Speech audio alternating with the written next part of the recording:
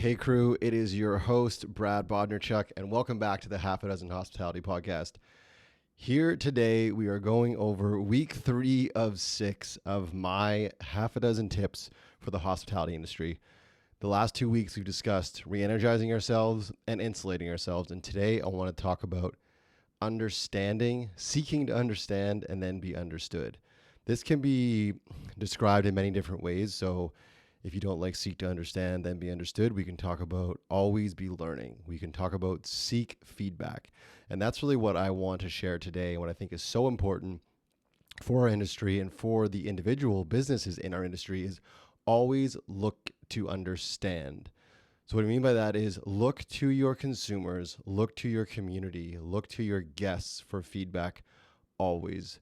Always have the mindset, if you will, of looking for and searching out lessons. The moment that we feel like we know everything, that's when we really stop growing. And this can be applied to life and to any other business and any other industry, really.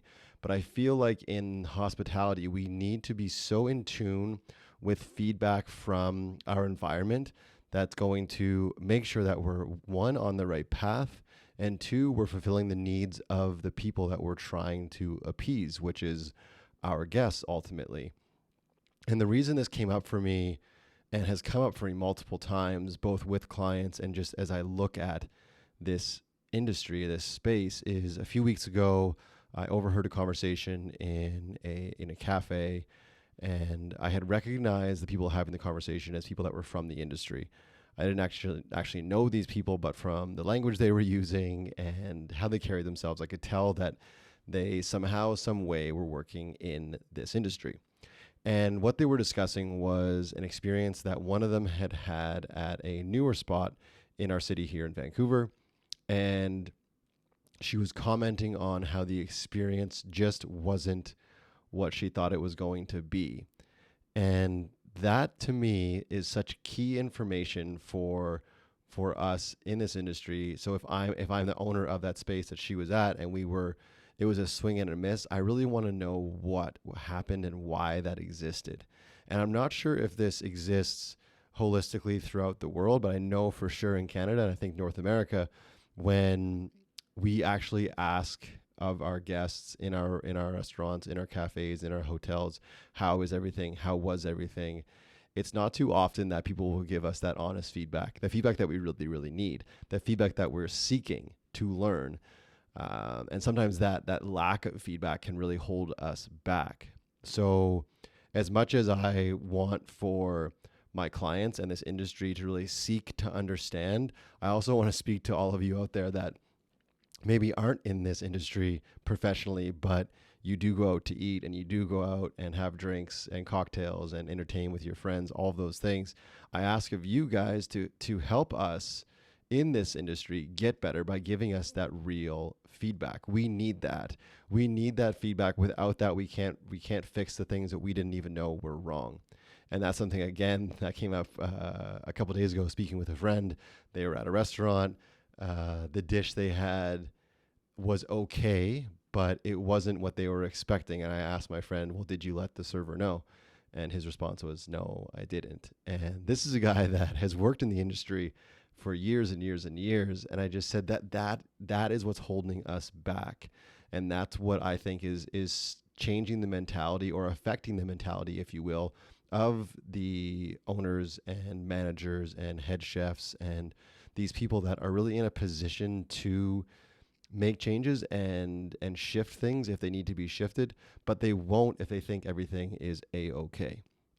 So if we can't get it from our guests, how can we get it? We need to be seeking feedback in any channel that we possibly can. I've seen for the longest time now, a lot of times in billfolds, you'll see kind of a feedback form. How did we do from a scale to 1 to 10? I think those are great. I think sometimes guests maybe don't take the time to give you that feedback on those forms. I know there's electronic ones that are coming now right on the POS system. So where you would make your credit card or debit card payment, there might be some questions there prompting you, how was everything? How was your service?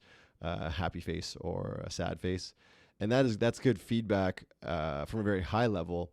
But as leaders in this industry, the ones that seek to learn the specifics and get deep and down with the details, those are the ones that are going to be leaders in our space, disruptors in our space, the ones that they are known for whatever it is they do.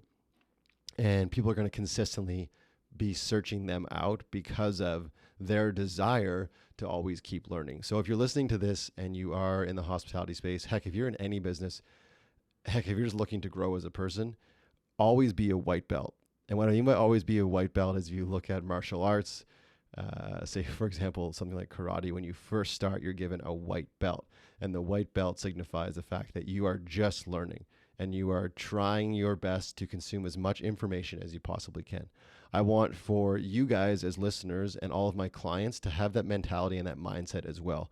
Always be a white belt. I don't care if you've been in business for 10 years or 25 years.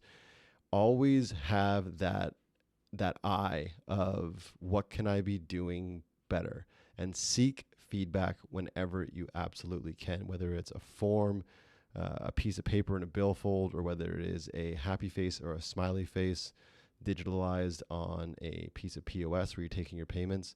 Seek as much feedback as you possibly can, and that will allow you to improve daily on what it is that you're trying to do and working to do with your working team. So re-energize yourself, guys, insulate yourself, and then seek feedback. Seek to understand, then be understood. Find out as much as you possibly can from the environment, around you. And then, and only then, will your environment start to understand you.